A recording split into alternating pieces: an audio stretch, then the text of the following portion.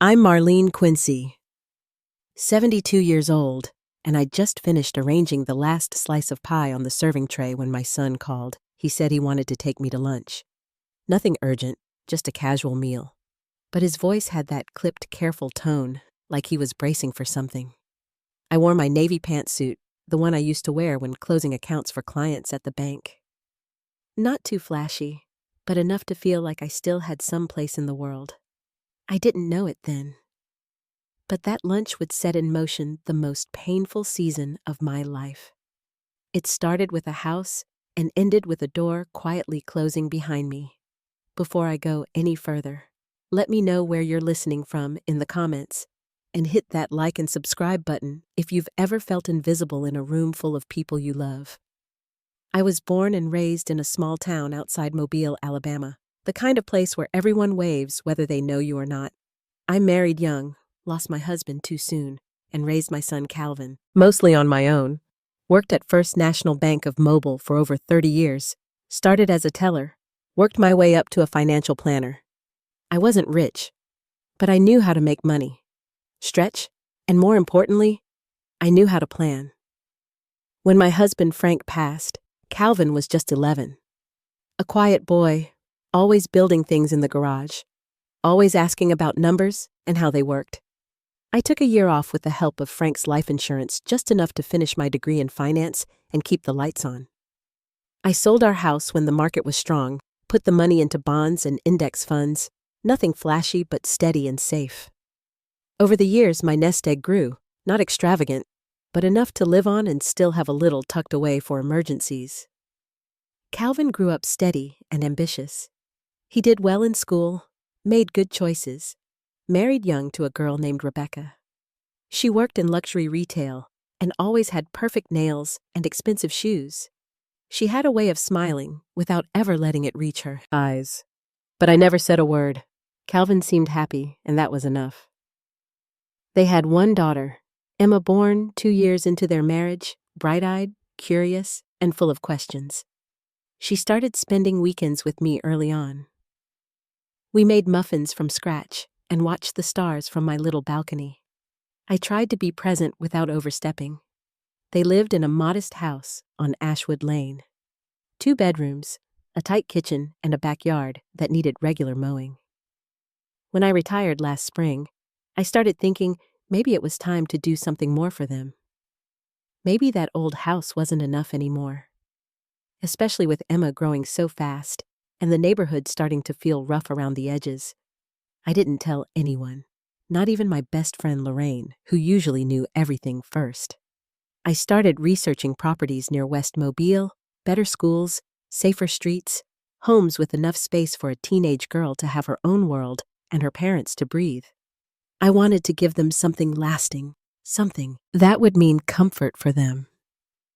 Long after I was gone, I met with a realtor named Tammy Rivers, recommended by Lorraine. Honest, sharp woman, knew the bones of a house just by walking the floors. She showed me listings all weekend, and we narrowed it down to a 2-story colonial with a wraparound porch and a small garden out back. 4 bedrooms, 3 baths, an office for Calvin, and a quiet room for Emma to study. I ran the numbers over and over. It would take most of what I had, but I could manage. When I finally told Calvin over lunch, he looked stunned. Said it was too much, that they couldn't accept a gift like that, but his eyes lit up in that way he couldn't hide, even as a child. A week later, I took them to see the house. Calvin was quiet, but his eyes kept scanning the space. Rebecca was all smiles and compliments, as if she'd just won a contest she hadn't entered. Emma ran upstairs and yelled down that she'd found the perfect room. They said they'd need to see a few more homes just to be sure it was what they wanted. I agreed. Of course I did, but something shifted that day. I couldn't name it yet. Not then. Next weekend, the list of houses grew longer, and the price tags started climbing. So did the expectations, and that's where the trouble began. We saw 11 houses over the course of 2 weekends, each one a little bigger, a little fancier, a little farther from the budget I had carefully drawn up. Calvin and Rebecca would walk through the front doors already halfway convinced, pointing out marble countertops, walk-in pantries, ceiling beams. I kept quiet, trailing behind them with a notebook in my hand and an ache growing behind my eyes. The colonial I'd chosen on Sycamore Lane had felt just right. But now, it was a little dated, a bit tight, not quite the right school district. I didn't argue. I just nodded and jotted down the names of inspectors and contractors, calculating what else I'd have to give up. We finally settled on a place on Wisteria Court, bigger than the first house with a better location and what Rebecca called elevated curb appeal. 4 bedrooms, a sunroom, a proper office for Calvin, and a spacious second-floor room with a bay window where Emma said she could keep her telescope. The asking price made my stomach turn. But when Calvin looked at me across the backyard and said, "Think we can make this work, Mom?" I found myself nodding. That night, I sat at my dining table with every account spreadsheet I had ever made, and I carved out the last edge of my safety net. The inspection was solid, no major red flags, and within 3 weeks, we were signing papers at a notary office just off Dauphin Street. The woman smiled politely as she passed me page after page. I signed them all, transferring the deed, the rights, the security I had spent a lifetime building. When we reached the insurance paperwork, I hesitated. "Let's go with extended coverage," I said. The inspector mentioned some minor drainage concerns. Better to be protected. But Calvin leaned in, lowering his voice. "That's an extra $5,000 a year, Mom. We're not going to waste money like that. The house is solid." Rebecca didn't look up. She just smoothed the crease of her skirt and stared at the wall. I looked at the line on the paper, then at Calvin. I signed for basic coverage. "We'll revisit it next year," I said, even though I knew we wouldn't. The move took 2 weeks. I helped where I could, packing books, labeling boxes, folding linens. Rebecca spent most of her time at the new house with paint samples and fabric swatches. She'd stand in the center of the empty living room, arms crossed, murmuring things about light palettes and statement pieces. One afternoon, while Emma and I were filling a box of cookbooks, Rebecca breezed through and said, "I've already ordered the new sofa. The old one wouldn't look right here." "But it's still in good shape," Emma said, confused. "And Grandma spent so much already." Rebecca gave a tight smile. "Emma, honey, it's not about being in good shape. It's about the right feel." I kept my hands busy with the books. The housewarming party was Calvin's idea. He said they wanted to celebrate properly. The guest list kept growing, colleagues from the firm, Rebecca's clients from the furniture store, Emma's teachers. Catering was ordered from one of the top restaurants in town. A florist was brought in. I offered to help with the cost, but Calvin waved it off. "This one's on us, Mom. You've done enough." I arrived early that Saturday with a fresh pie and a ceramic baking dish I'd had since the late 80s. The house looked beautiful, new furniture in every room, fresh flowers in tall glass vases, a clean citrus scent drifting from the kitchen. Emma ran up to greet me, pulling me by the hand.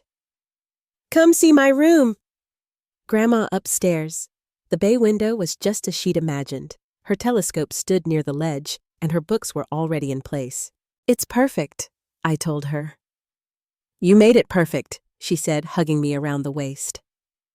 The guests arrived in waves. The house buzzed with laughter and music. Calvin introduced me to everyone with the same line. "And this is my mother, Marlene. She made all this possible." People raised their glasses, complimented my generosity, said things like, "What a blessing, and they're lucky to have you." I smiled. I stood where I was needed. I listened. Around 7, Calvin tapped a glass and called for attention. "We just want to say thank you," he said, standing beside Rebecca, "to my mother, for giving us this home, this future. We wouldn't be here without her."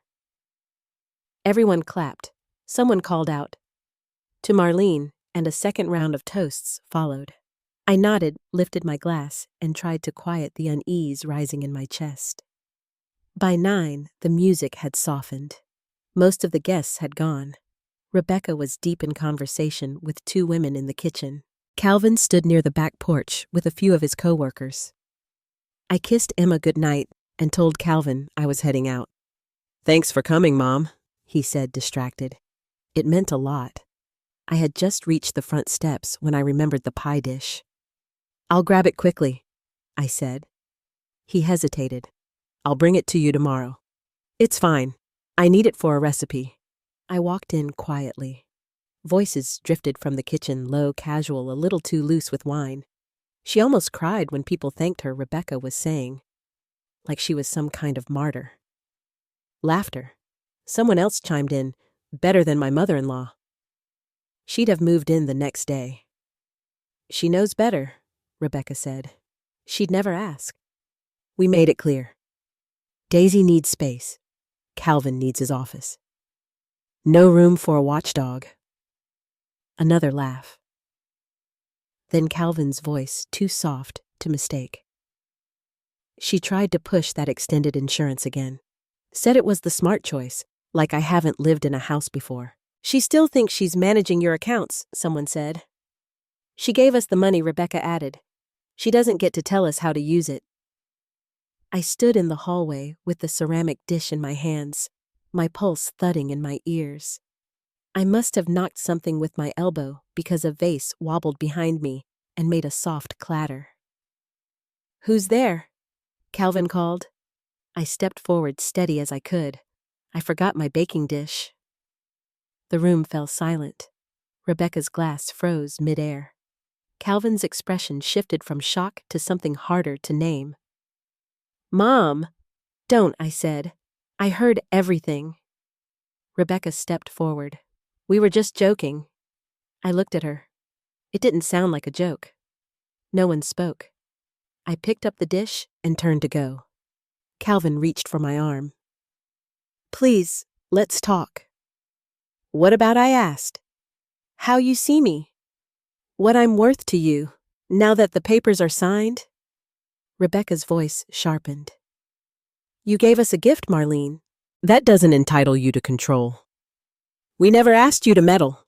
You asked for a house," I said. "You got one?" Calvin stepped between us. "Maybe we just need space. Time to settle in." I looked at him and saw a man I didn't recognize. "Say what you mean, Calvin." He avoided my eyes. "Maybe we don't come by for a while." Rebecca didn't flinch. "You're not part of this house, Marlene. Not anymore." I didn't say another word. I walked out the front door, down the steps, and into the car. No one followed. No one called my name. The streetlights glowed as I drove home. I didn't wipe the tears from my face. I parked, carried the dish inside, and sat on my couch, still wearing my coat. The silence settled in around me, like an old coat I hadn't realized still fit. In the mirror, I saw a woman with red-rimmed eyes and a face that had aged overnight. "A burden," I whispered. Outside, the world kept turning. But inside that apartment, I sat through the longest night of my life. I sat through the night without turning on a single lamp. Just the low light of the street lamp outside spilling across the hardwood floor. My coat was still buttoned, my shoes still on. The baking dish sat on the end table next to me like a reminder I hadn't asked for. Somewhere past midnight, the silence grew heavy enough to press down on my chest. I stared out the window at the empty street and waited for morning. When the sun finally pushed through the slats of the blinds, I got up, folded the throw blanket I hadn't used, and went to the bathroom. My reflection looked back at me tired and older than the woman who'd walked out the door yesterday. I splashed cool water on my face, dried it slowly, and reached for the tea kettle. By mid-morning, the apartment felt colder than usual. I wrapped a shawl around my shoulders and sat by the window with a mug of strong tea. Outside, children waited for the school bus, neighbors walked their dogs, and a jogger passed by with headphones tucked under a ball cap. The world was going about its business. Only mine had come to a full stop. Around 10, my phone rang. I reached for it instinctively, but when I saw the name, I hesitated. Daisy. I let it go to voicemail. A minute later, the message came through. Grandma, it's me. I don't know what happened last night. Mom and Dad won't say. But I just wanted to tell you I love you. I really do. Her voice trembled near the end, like she was trying not to cry. I set the phone down on the table and covered my face with both hands. The tears came fast, and this time I didn't try to stop them. By the time the sun had crossed the living room floor, I had pulled myself together enough to send a short message. I love you too, sweetheart. Always. Don't worry about me. I'm fine. The next few days passed in a haze. I moved through my routine like someone who'd memorized the steps a long time ago. Make the bed, take a walk, fold the laundry. The phone stayed quiet. No messages from Calvin. No word from Rebecca. Only Daisy, who sent texts now and then asking how I was, or sharing something funny from school. I answered her always careful, always brief. On the third day, Evelyn called. I hadn't told her anything yet, and she knew something was wrong. Winnie, I've been trying you for 2 days. What's going on? I told her. Not every detail, but enough. There was a long pause on the other end. Then, you're joking. After everything you did for them, I didn't answer. I'm coming over, she said. You can tell me the rest in person. No need, I'll be there in 20 minutes. And I'm bringing cake. She showed up 25 minutes later with a chocolate cake from Maddie's Bakery and 2 bottles of wine in a brown paper sack. She set the cake down without ceremony, pulled me into a long hug, and said nothing at all for a while.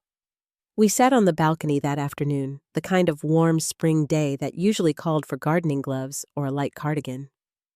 Instead, we drank wine at 3 p.m, like college girls. I just don't get it, she said, shaking her head. What happened to gratitude? I think they left it behind at the closing table, I murmured. Evelyn snorted. You gave them everything, and they treated you like a spare tire. I didn't disagree. You know, she went on, swirling her glass, maybe this is the best thing that could have happened. I looked at her. I mean it. You're free now. You don't owe anyone anything. You've got your own life, your own place. You're still sharp as ever. Maybe it's time you start living for yourself. I didn't respond, but the words stayed with me. The next morning, I put on my walking shoes and headed for Riverwalk Park, just a few blocks away. It was still early, the sun soft and golden over the Black Warrior River. I found an empty bench and sat for a while watching the ducks float past. A few minutes later, I heard a cane tapping gently on the pavement. I looked up. Marlene Quincy, the man asked. He was older, maybe late 70s, with a kind face and sharp blue eyes. It took me a second to place him. Mr. Orville Pye, I said, surprised. You helped me settle Frank's estate after he passed. He smiled. Call me Orville. Please, that was a long time ago. He motioned toward the bench, and I shifted to make room. I live just across the street now, he said. Downsized after Margaret died. Too much house for one person. I'm sorry, I said. 5 years now? He nodded. Time softens it a little. We sat in comfortable silence for a moment. Then he looked at me carefully. You don't look like someone out enjoying the weather. I gave him a half smile. It's been a week. Want to talk about it? I did. To my own surprise, the words came easily. I told him about the house, the party, what I'd overheard. He listened, didn't interrupt, just nodded now and then. Seen it more times than I care to admit. He said finally, family falling apart over money. It's not the money, I said. It's the way they talked about me. He nodded again. That's the real injury. He told me about his grandkids who lived in Oregon and called on Sundays. He was reading a biography of Eleanor Roosevelt. He'd taken up orchids of all things and said I was welcome to see them any time. "I'll be here tomorrow morning," he added. "Same time." I found myself saying yes. That evening, Daisy called. This time, I answered. "Grandma, are you okay?" "I am, sweetheart." She hesitated. "Is it true, what happened at the party?" I took a breath. "Your parents and I had a disagreement, that's all. But you left in the middle of the night. We just need time to figure things out." "I miss you," she said softly. "And I don't like what they did." I didn't answer right away. Then Daisy, "I don't want you to worry, and I don't want you to be caught in the middle. But I'm on your side. Just be yourself," I told her. "That's all I ever want." We talked a while longer about her new science project, her favorite teacher, a field trip coming up in May. When we hung up, the apartment felt just a little warmer. Over the next few days, I saw Orville most mornings. We walked the park paths, talked about books and old movies and politics. He showed me his orchid room, bright humid, filled with rows of delicate blooms. One afternoon, I took him to dinner. He insisted on paying the next time. "You look different," Evelyn said when she saw me the following week. "Lighter." I didn't argue. We were halfway through a second pot of coffee when she asked, "So, Orville, we're just walking partners." "Uh-huh," she said, smiling. That Sunday evening, I stood at the stove cooking lentil stew when the phone rang again. I wiped my hands on a towel and answered. It was Calvin. "Mom," he said, "we've got a problem." Calvin's voice on the phone was clipped flat. Not angry, not panicked, just drained. "We've got a problem," he said again. The basement flooded. I turned off the stove burner, steadying the pot before it tipped. "What kind of flooding? Pipe burst, maybe." Rebecca found water seeping through the baseboards this morning. The carpet soaked. "And the storage boxes I told you to get the extended coverage." He went quiet. "Then I know. Is it covered at all?" "We're waiting to hear back. But the adjuster already said, Basic won't touch anything related to drainage. And you remember the inspector warned about slope issues." I sat down at the kitchen table. "How bad is it?" "Could be tens of thousands. Drywall, mold prevention, all of it." "What do you need from me, Calvin?" He hesitated. "A loan. Just until we get things sorted. I don't have that kind of money anymore." Another silence. "I used what I had on the house," I said, keeping my voice even. "You know that. I thought you still had something set aside. From the inheritance." "That went to the down payment. And your daughter's room." He didn't speak. I looked at the kitchen clock. "What's Rebecca think you should do?" He let out a breath. "She doesn't want to ask her parents.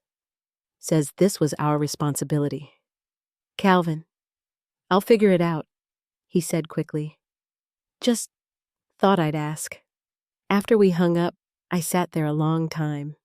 I stirred the stew one more time and turned the burner back on.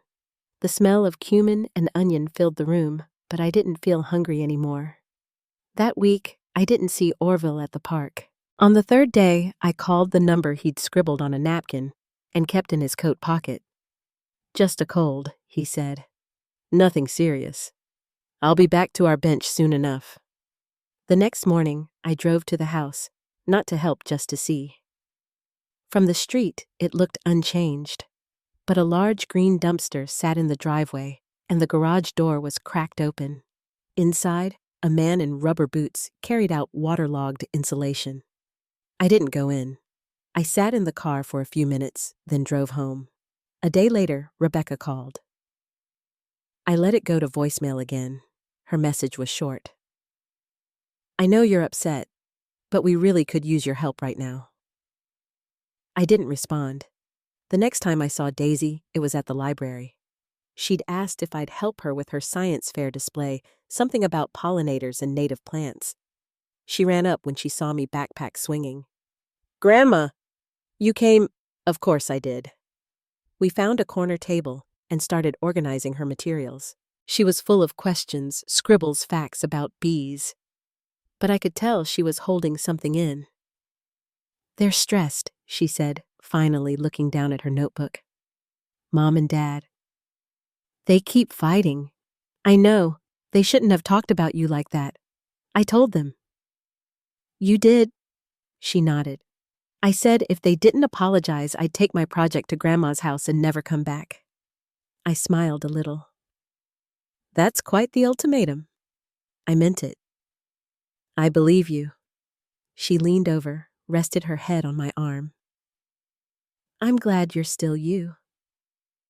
I reached over and smoothed her hair. "Me too, sweetheart." The next morning, I met Orville at the park bench. He was bundled in a wool coat, but looked better color back in his cheeks, his eyes clearer. "You made it," I said. "Told you I would?" We walked slow that day, not talking much at first. Then he glanced sideways at me. "You've had a look about you lately." "What kind of look? Like you're waiting on something to fall?" I didn't answer. "I've been there," he said. "Margaret's brother did that to us once. Took a loan against our property when we were newly married. Thought he could double it at the track. What happened?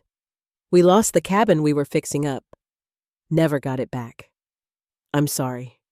He shook his head. "We learned to stop expecting apologies from people who owed them." I looked out at the river. "I just want peace." "That's not a bad thing to want." He tapped his cane twice on the path. "And sometimes, peace starts with letting go of what you hoped people would become."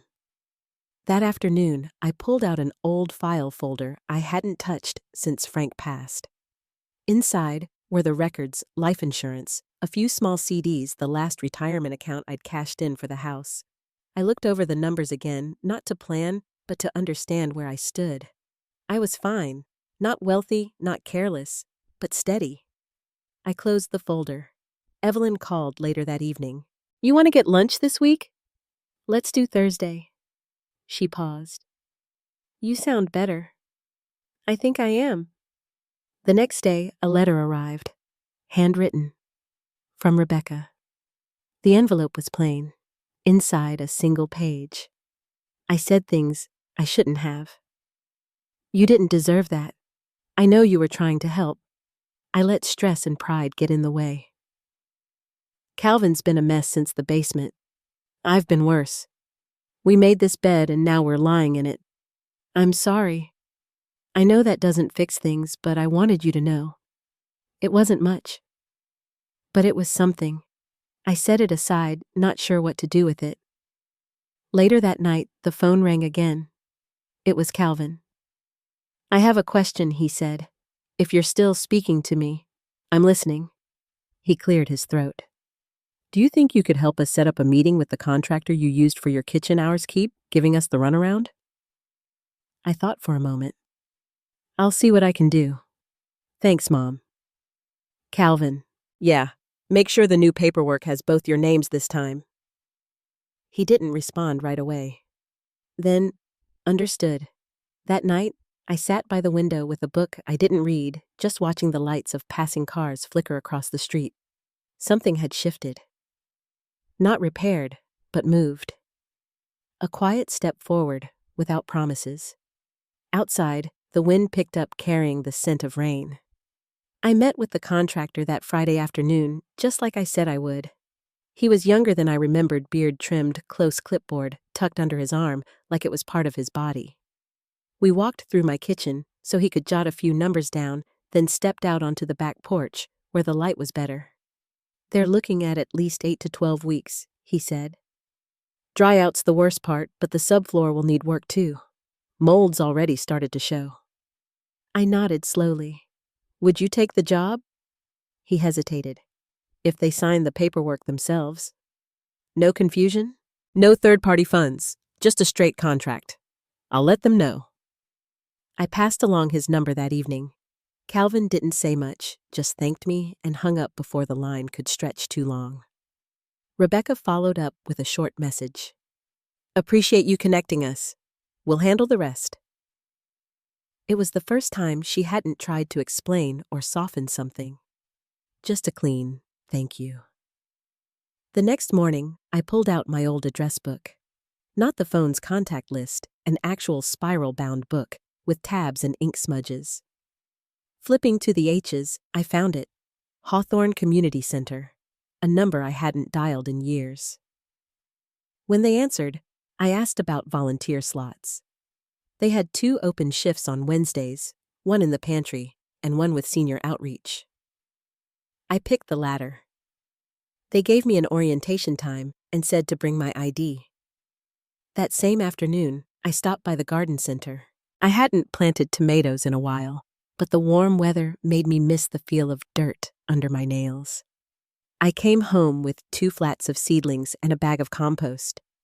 Evelyn dropped by with iced tea and ended up helping me repot 3 of them. You're nesting, she said, brushing dirt off her jeans. Maybe. You should be. This place suits you. I looked out at the small patio, the rows of pots along the railing, the wind chime that hadn't stopped singing all morning. It's quiet. You like quiet. I did. That Sunday, I invited Daisy over for supper. Just her. She brought a tin of cookies she'd made herself, slightly overbaked but sweet all the same, and a folder of science fair updates. I'd made roast chicken, green beans, and cornbread. She ate 2 helpings. Halfway through dessert, she looked at me with wide eyes. They said, "You're not coming to Easter. I wasn't invited. I want you there." Daisy, I already told them. Told them what? That I'm going with you. If they don't want you, they don't get me either. I set down my fork. I mean it, she said. You're my family too. I reached across the table and squeezed her hand. We'll figure it out. The next day, I went for a longer walk than usual. Up past the old fire station, down through the trail that cut across Maple Glen. The dogwoods were just starting to bloom white against the gray limbs like tiny lanterns. I passed an older couple walking their poodle, a man playing harmonica under the bridge, and a jogger pushing a stroller. When I got home, the mail was already in the box. Mixed in with the usual coupons and credit card offers was a formal envelope, cream-colored heavy paper. No return address. Inside was a typed note folded once. Not signed. I heard what happened at the dinner. You deserved better. Some of us remember. Some of us are watching. No name, no hint. I read it twice, then tucked it back in the envelope and slipped it into the drawer under the phone. I didn't tell anyone. Later that week, the community center called. They needed someone to deliver a few meal kits to a homebound resident who'd recently come off surgery. I offered to take 2 stops. They gave me addresses and directions, and I loaded the cooler bags into the trunk of my car. The first drop-off was a woman named Lenora, 81 years old, and sharp as a tack. We talked about quilting bad TV and her husband's habit of buying garage tools he never used. The second was a man named Mr. Jeffers who used a wheelchair and didn't speak much. I set his bag on the kitchen counter, filled a water glass for him, and waved goodbye. As I closed the door, he said, "Tell your son to be better." Then turned his chair toward the window. I stopped mid-step, but didn't look back. That evening, Orville called. Would you consider coming with me to a dinner thing next week? Old friend's retirement party? I don't want to be the only one under 70. I smiled into the phone. Let me check my calendar. I said yes. Friday morning, Calvin called again. Contractors starting Monday. Good. They asked for a copy of the original plans. You still have those in the fireproof box. I can bring them over. He paused. You don't have to come inside. Just hand it off. I don't mind. We met in the driveway. He looked tired, his shirt wrinkled at the sleeves, eyes sunken. Thanks, he said, reaching for the folder. I labeled everything. He nodded. I know. I'm glad you're fixing it. We didn't take care of it the way we should have. I didn't say anything. I've been thinking about what Daisy said. What you said, too. He held the folder against his chest. We owe you more than we admitted. That's not mine to sort out. I know, but I wanted to say it. I stepped back, hands in my coat pockets. Then say it to her. Your daughter. He watched me a moment longer, then nodded. I will. I drove home through the back street's windows cracked open. The smell of cut grass drifted in mixed with the faint tang of rain just past. The wind blew steady down the avenue, and for the first time in weeks, I turned on the radio. The restaurant was tucked into a corner lot behind an office park, the kind of place that didn't look like much from the outside, but had soft lighting and dark leather booths inside. Orville adjusted his tie in the passenger mirror before we walked in. I hadn't seen him this polished before, a navy jacket, cufflinks, even cologne. He held the door open, and we stepped into a room filled with low conversation and the sound of glass against china. The hostess asked for a name, and when Orville gave it, she smiled and said, Right this way, sir. You're with the head table. We followed her past clusters of round tables, most filled with white-haired men and their wives, and stopped near a fireplace where a long table stretched out beneath a row of portraits. The man at the center stood up as we approached. Orville. You made it. They hugged like brothers. The man turned to me. And you must be Edith. I've heard good things. Only half of them are true, I said. He laughed, motioned to the seat beside him. Orville and I sat down, and the conversation picked back up stories from their time in the Navy, someone's second knee surgery, and a fishing trip that had apparently gone sideways in 1987. I didn't say much, just listened. It felt easy. Halfway through dinner, a woman across the table leaned toward me. So you're the one who moved into the Palmer house. I am. You've made it look like home again. That porch swing is new, isn't it? It is. It squeaks in the wind, but I like the sound. She smiled. That house needed someone like you. Later after dessert, as folks began to say their goodbyes, Orville and I stepped outside. The night air was still warm for spring. He offered me his arm, and we walked slowly to the car. You seemed comfortable, he said. I was. I'm glad. The next morning, I found a note under my door. It wasn't handwritten this time. Typed. Same heavy paper, same cream envelope. They don't see what you've built, but we do. There's more than one way to leave a mark. No name, just that. I slid it into the drawer with the first. That week, the community center called again. They were hosting a small donor appreciation luncheon and wanted to recognize a few volunteers. They asked if I'd be willing to speak briefly, just a few words, nothing formal. I can do that, I said. The event was held in the multi-purpose room, folding tables covered with gingham cloths, plastic pitchers of lemonade, and a spread of casseroles. After lunch, the director stood up and said a few kind words about each volunteer. When she got to me, she mentioned the deliveries, the pantry help, and a note one of the seniors had left behind. Miss Edith smiles with her whole soul. That got a few laughs. Then she handed me the mic. I kept it short. Just said I was grateful for the welcome, that helping others had helped me too, and that the work felt like home. When I stepped down, a woman in the back came up to me.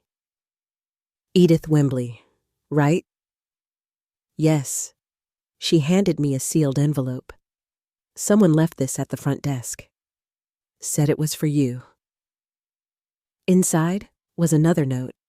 Same typing, same weight. But this time, there was something else, a photo. Black and white, folded once. I opened it slowly. It was my old house, but not recent. From the mid-'80s, I guessed. The dogwood trees were smaller, the front lawn still rough around the edges. There was a car in the driveway, Calvin's first. And standing on the porch, holding a pie, was me. On the back of the photo, someone had written, "She kept it together. They just forgot." That night, I sat with the photo in my lap for a long while. I didn't cry. I just let it sit there like a stone dropped in still water, rippling outward.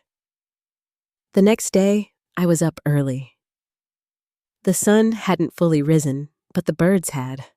I put on a pot of coffee, then opened my front door to check the step. Nothing there, just dew on the welcome mat and the quiet promise of another day.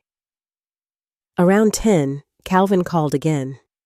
He asked if I'd be home later that afternoon. "We want to stop by," he said.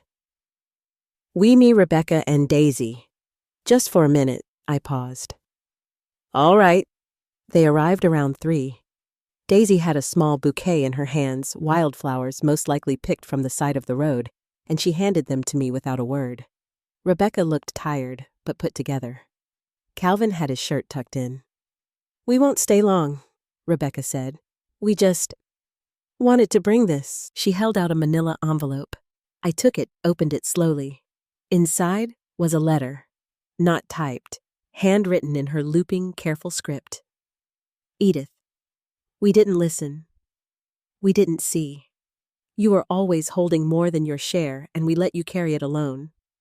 I don't expect this to fix what's broken, but I do hope it opens the door even just a little." I folded the letter, then looked at them. "Thank you for coming." Calvin stepped forward. "We'll leave you be." As they turned to go, Daisy looked back. "I'll call you later, okay?" "Okay." After they left, I stood at the window a while, watching the street settle back into stillness. A sparrow landed on the railing.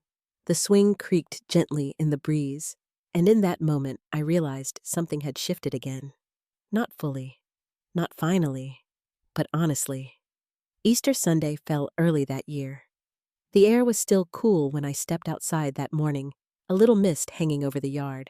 I'd ironed my pale blue blouse the night before, laid out a pair of slacks that didn't tug at the waist, and set my hair in curlers before dawn. Old habits. Church started at 10:00, and I liked to be there early enough to sit near the front without looking like I was trying too hard. The sanctuary was already filling up when I walked in. Rows of spring dresses and pressed collars. Lilies lined the altar. I took my usual seat, 3rd row, from the front right side, where the morning light came in through the stained glass. The pastor gave his sermon soft-spoken but steady about renewal and second chances. I listened, hands folded over my purse, letting the words wash through me without clinging. After the final hymn, I stayed back a little while chatting with 2 women from the garden club and the organist's wife. Then I made my way outside, just as a small group was gathering near the church lawn. Daisy was there. She was standing beside Rebecca, who wore a powder pink coat and heels too thin for the soft grass. Calvin had his hands in his pockets. He caught my eye first. "Hi, Mom," he said. I nodded. "Morning." Daisy took a step forward. "We saved you a seat." They'd laid a blanket under the willow near the parking lot. Someone had brought deviled egg sandwiches in wax paper and a lemon tart. I recognized the tart. It was the same one I used to make when Daisy was little. I eased down onto the corner of the blanket. We passed around paper plates. The conversation stayed light. Daisy's school project, Rebecca's office moving to a new building, Calvin's golf game. Nothing too deep, but there were no silences either. After lunch, Daisy pulled a photo from her purse. "I found this in a drawer. I thought you might want it. It was from the Christmas after Calvin turned 9. He was sitting on Frank's lap in front of the tree. I was beside them holding a ribbon-wrapped box, mouth open mid-laugh. I hadn't seen that picture in years. I ran my thumb along the edge. "Where'd you find this?" "Bottom of a storage bin in the hall closet," Daisy said. "There were more." Rebecca spoke softly. We boxed up so many things without thinking. I didn't realize what we were losing. I nodded, not to agree or disagree, just to acknowledge. Then, I folded the photo carefully and tucked it into my purse. Later that afternoon, back at my house, I made tea. The kind with cinnamon bark and clove, the way Frank used to like it. I sat at the kitchen table, the photo propped beside the sugar bowl. A knock came at the door. It was Orville in a brown windbreaker and holding 2 seed packets. "Thought you might help me pick a spot for these," he said. We stepped into the yard, the sun warm on our backs. He pointed to a patch near the fence. I knelt down and traced a line in the soil with my finger. "I think right here," I said. He nodded. "Good light, not too wet."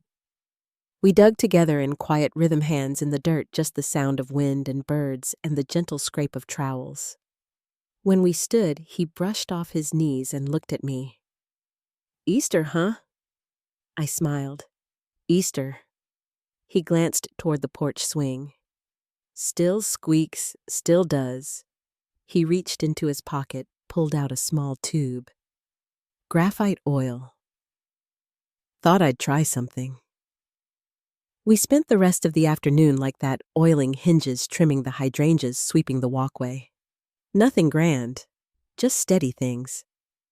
That evening, after Orville left, I opened the drawer beside the couch and pulled out the 3 typed notes. I laid them side by side.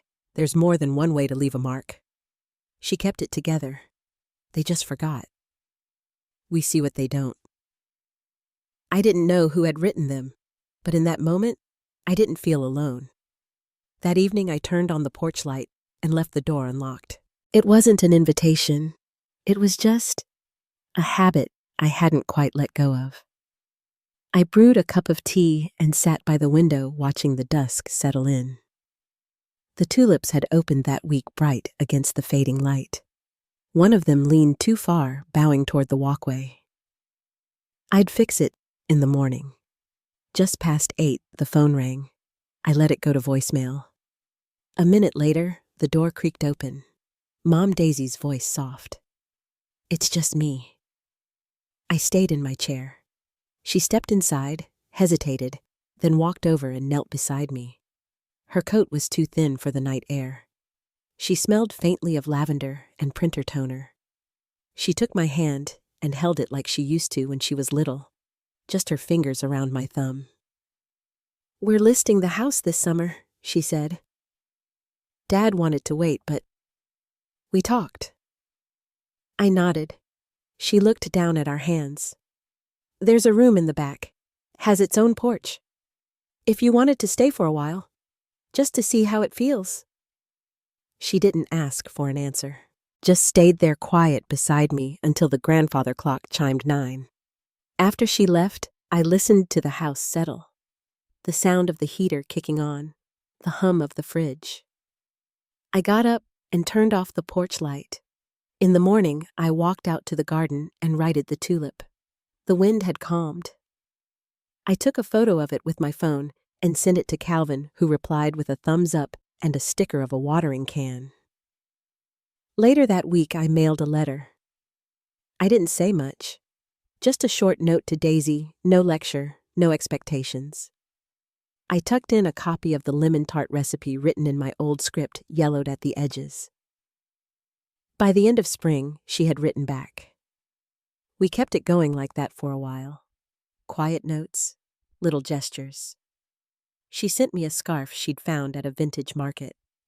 I mailed her a hand-stitched dish towel I'd nearly forgotten I'd made. And somehow, without naming it, the space between us softened. It didn't fix everything. Some pieces stayed out of place.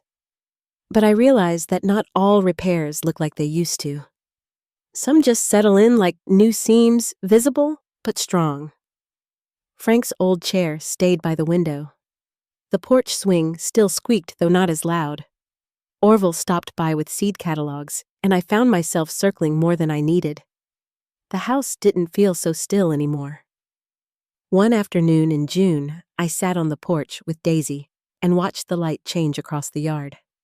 She asked if she could plant her own patch of tulips next spring. I told her yes. If you've ever held on to love even when it got quiet, even when it bruised, you know that some things don't need to be spoken out loud to be understood. Thanks for being here with me. If this reminded you of something, someone take a moment, reach out, or just leave a note in the comments. And if you'd like to hear more stories like this, you're welcome to stay. I'll keep the porch light on.